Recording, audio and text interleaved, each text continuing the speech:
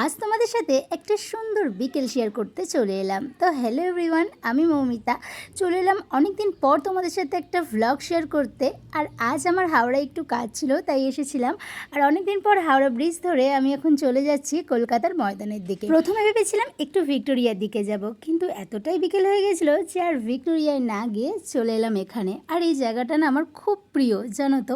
আগে যখন আমি কলেজে পড়তাম এখানে প্রায় আসা হতো, আর এখন তো আসাই হয় না, সময় বের করে আসতে হয়। আর আমি আজ এমন সময় এসেছি, মানে বিকেল বেলায় মনে হচ্ছে যেন সকাল বেলায়। এই জায়গাটা এতটাই মেঘলা করেছিল, আর একদম সন্ধে নামার আগেই এসেছিলাম। আর দেখো ময়দানটা আজ কিন্তু বেশি ভিড় ছিল না, কেমন একটা নিরিবিলি থমথমে একটা পরিবেশ মনে হচ্ছিল এখানে। তো এখানে এসেছি, আর একটু ফটো ভিডিওস করব না এটা তো হয়ই না। তো আমি এখানে বেশ অনেকগুলো ভিডিও ক্লিপ নিয়ে নিয়েছিলাম, আর সবগুলোই ভিক্টোরিয়ার সাথেই নিয়েছিলাম। আর বেশ খানিকক্ষণ এখানে সময় কাটানোর পরেতেই কিন্তু সন্ধে নেমে গিয়েছিল। আর আমরা যেহেতু একদম বিকেলবেলা করে গিয়েছিলাম, আর সন্ধেটা নেমেছিল, আর এই সন্ধেবেলার এই ভিউটা, মানে ভিক্টোরিয়ার এই ভিউটা আমি বড্ড বেশিই ভালোবাসি।